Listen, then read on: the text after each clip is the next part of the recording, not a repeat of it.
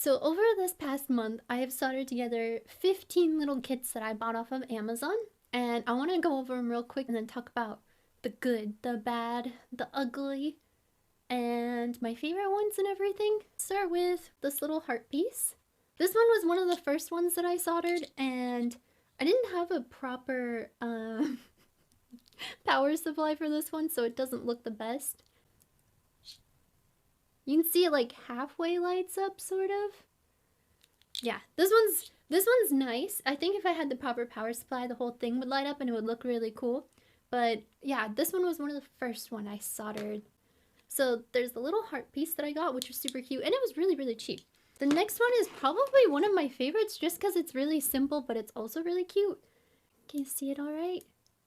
It's super, super simple. Like, it just takes a little battery here, and then you have your switches that go to your resistors, that go to your LED, to your resistor, to your LED, and then you click the switch and it lights up, and yeah.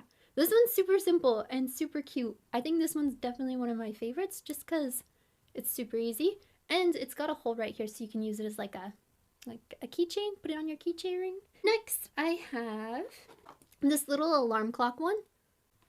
Next, I've got this light stick.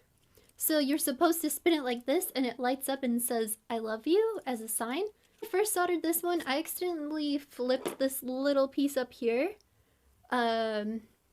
I flipped it reverse, so I flipped the positive and the negative around so it wasn't working at all. And then I realized where the mistake was, so I desoldered it and resoldered it, and it's all good. It's nice, but I don't understand. Maybe it's the frame rate of my camera. It just doesn't light up properly and show it. So maybe in like real life, if I just go like that, it looks really good, but yeah. All right, and next, one of my all-time favorites is this little Christmas tree. Wait. This Christmas tree one I really, really like because it's not only is it like really simple, like it has a USB plug here, the power button's here. You can plug in some, what are these ones? AAA batteries? Plug in a little AAA battery holder here to power it. But this one's just super simple, and I like it because you can, like, basically by looking at all the circuits, you can easily replicate this, like, on your own super easily. I think it's probably one of my favorites. So there's this one. Next we have another one of my favorites, and this one's weird, but I really like it. So this one uses like ultrasonic to measure the distance between this sensor right here and whatever object it hits with its like ultrasound.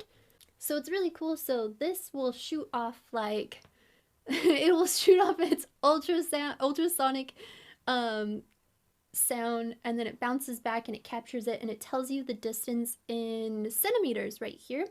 And then you can program it to where when it gets really close, it will start to beep. So it's kind of like in your car when you're backing up and then like you get too close to a wall and it's like beep, beep, beep, beep. It does that exact thing and it's super cool. I like this one a lot. Next, we have the Tesla coil. This one is definitely not one of my favorites. It's pretty simple to put together actually, like really, really simple. It actually does work, but it takes a lot of power. You need like a 24-volt battery for it, which is insane. And then you also have to have it plugged into to a device that's outputting audio. So this one's not my favorite, but it was simple and it's just a cool idea. Next, we have the Geiger counter. So the Geiger counter, it was really fun to put together. Like, it's not too intricate. It's really simple. It's something that I don't think I will ever use, but I think it's cool to have just to say like you have a Geiger counter. All right, next we have the LED cube matrix that I made. So this one, I don't really like it. So they make other ones like these that are like up to like, I think it's like hundreds and hundreds of LEDs. I don't remember how many was in this one. I think it was like 80 something. But they have some that are like hundreds of them. And it looks really cool. I think the reason why I didn't like this one is I was kind of in a rush making it when I was soldering it on stream. and it doesn't look that good. My craftsmanship, I just don't like it because my own personal craftsmanship, that's it. I think making another one, maybe a bigger one, would be way cooler, and then I could put it behind me. Or like I could put it on top of my computer right there. Yeah, that would be cool. All right. Next we have this little car. So this car I made like just a few days ago on stream. And this thing, it has these little sensors here, so it's supposed to see like the black line and then follow along like the black line that's printed on a piece of paper. But this thing's insane. This thing goes crazy. It's like one of those little cat toy mice that you buy that just zooms everywhere. It's still pretty cool though. There was no instructions when I put it together, so it was kind of, took me a little bit longer to put together than I expected, but I like it. I think this one's cool. Another one we did the other day was this regulated power supply, which looks like this. This one I really like too. I haven't used it yet. I haven't set it up. I have plans to use it with maybe like making like a nice LED. I want to make like a sign of my name in LEDs and then probably use this to power it. Okay, another one that we made was this oscilloscope. This one's actually probably one of my favorites. I think out of all of them, this one was probably my favorite. It's like, I would say it's like moderately intricate. Not too bad. But it actually works, and it actually works really well. It comes with the little alligator clips to test things. I really love it. I love this one. It's probably definitely one of my favorites. And I actually use it, and I think it's great. I like it. And then we have this one, which is a little kind of retro gaming system. So this one's by Circuit Mess, and one I would say is for like really beginners. It's super simple. I think you only have to solder on like the buttons and that's it. But it's really cool. I like it. It's pretty quality. Like everything is really nice and organized, and look at the cool back. Look how cool it looks. I think it was yesterday. I made this one. So this one's just LEDs, and then it kind of just goes insane.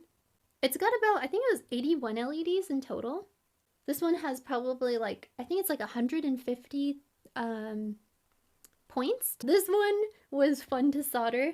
And I feel like my soldering skills got really good by the time I did this one, because I feel like all my points in the back were like really pretty. So I do like this one.